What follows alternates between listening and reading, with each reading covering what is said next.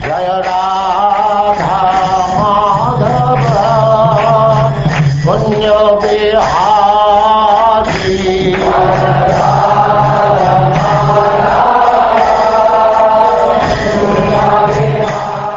And now chapter 18. Lord Balaram slays the demon Pralamba.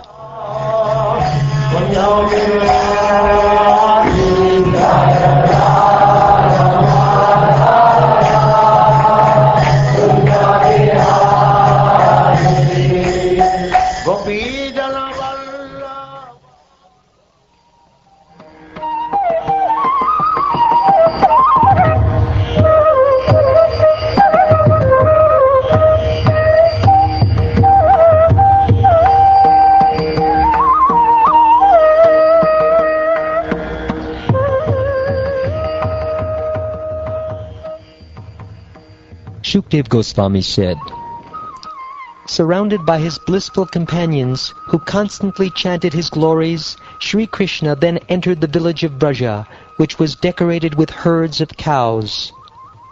While Krishna and Balaram were thus enjoying life in Vrindavan in the guise of ordinary cowherd boys, the summer season gradually appeared. This season is not very pleasing to embodied souls. Nevertheless, because the Supreme Personality of Godhead was personally staying in Vrindavan along with Balaram, summer manifested the qualities of spring. Such are the features of the land of Vrindavan. In Vrindavan, the loud sound of waterfalls covered the cricket's noise, and clusters of trees, constantly moistened by spray from those waterfalls, beautified the entire area. The wind, wafting over the waves of the lakes and flowing rivers, carried away the pollen of many varieties of lotuses and water lilies, and then cooled the entire Vrindavan area. Thus the residents there did not suffer from the heat generated by the blazing summer sun and seasonal forest fires. Indeed, Vrindavan was abundant with fresh, green grass. With their flowing waves, the deep rivers drenched their banks, making them damp and muddy. Thus the rays of the sun, which were as fierce as poison, could not evaporate the earth's sap or parch its green grass. Flowers beautifully decorated the forest of Vrindavan, and many varieties of animals and birds filled it with sound. The peacocks and bees sang, and the cuckoos and cranes cooed. Intending to engage in pastimes, Lord Krishna, the Supreme Personality of Godhead, accompanied by Lord Balaram and surrounded by the cowherd boys and the cows, entered the forest of Vrindavan as he played his flute.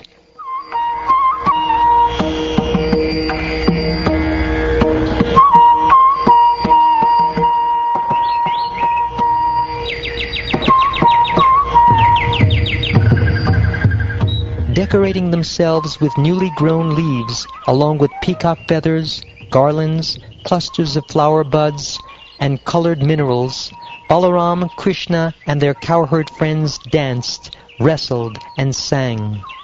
As Krishna danced, some of the boys accompanied him by singing, and others by playing flutes, hand cymbals, and buffalo horns, while still others praised his dancing.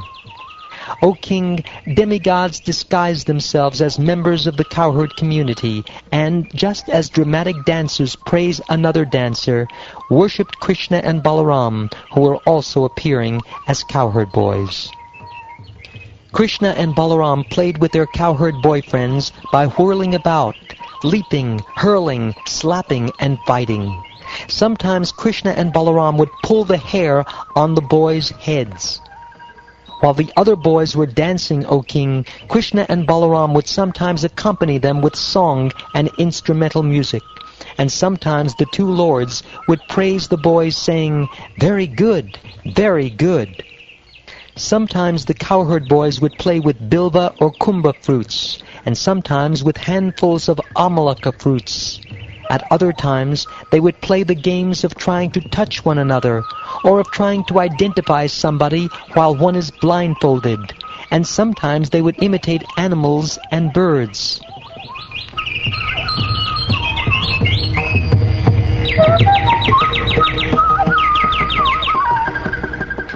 They would sometimes jump around like frogs, sometimes play various jokes, sometimes ride in swings, and sometimes imitate monarchs. In this way, Krishna and Balaram played all sorts of well-known games as they wandered among the rivers, hills, valleys, bushes, trees, and lakes of Vrindavan. While Ram, Krishna, and their cowherd friends were thus tending the cows in that Vrindavan forest, the demon Pralamba entered their midst. He had assumed the form of a cowherd boy with the intention of kidnapping Krishna and Balaram. Since the Supreme Lord Krishna, who had appeared in the Dashara dynasty, sees everything, he understood who the demon was. Still, the Lord pretended to accept the demon as a friend, while at the same time seriously considering how to kill him. Krishna, who knows all sports and games, then called together the cowherd boys and spoke as follows. "Hey, cowherd boys, let's play now. We'll divide ourselves into 2 even teams." The cowherd boys chose Krishna and Balaram as the leaders of the 2 parties.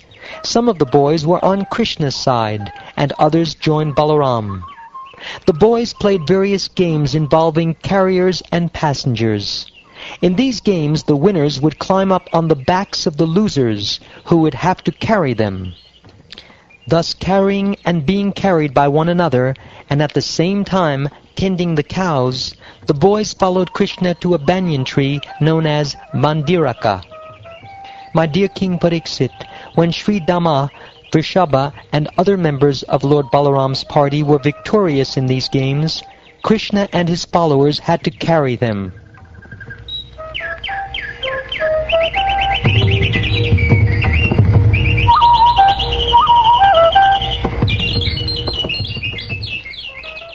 Defeated, the Supreme Lord Krishna carried Sridama, Bhadrasena carried Vrishabha, and Pralamba carried Balaram, the son of Rohini.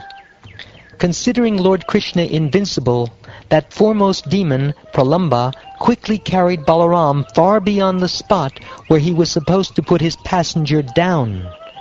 As the great demon carried Balaram, the Lord became as heavy as massive Mount Sumeru, and Pralamba had to slow down.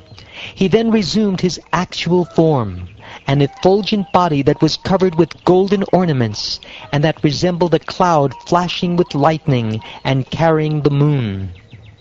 When Lord Balaram, who carries the plough weapon, saw the gigantic body of the demon as he moved swiftly in the sky, with his blazing eyes, fiery hair, terrible teeth reaching toward his scowling brows, and an amazing effulgence generated by his armlets, crown, and earrings, the Lord seemed to become a little frightened. Remembering the actual situation, the fearless Balaram understood that the demon was trying to kidnap him and take him away from his companions. The Lord then became furious and struck the demon's head with his hard fist, just as Indra, the king of the demigods, strikes a mountain with his thunderbolt weapon. Thus smashed by Balaram's fist, Pralamba's head immediately cracked open. The demon vomited blood from his mouth and lost all consciousness, and then with a great noise he fell lifeless on the ground like a mountain devastated by Indra.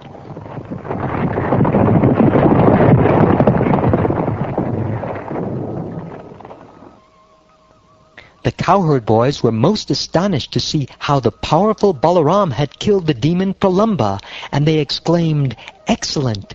Excellent!" They offered Balaram profuse benedictions, and then glorified him, who deserves all glorification. Their minds overwhelmed with ecstatic love, they embraced him as if he had come back from the dead. The sinful Pralamba having been killed, the demigods felt extremely happy, and they showered flower garlands upon Lord Balaram and praised the excellence of his deed.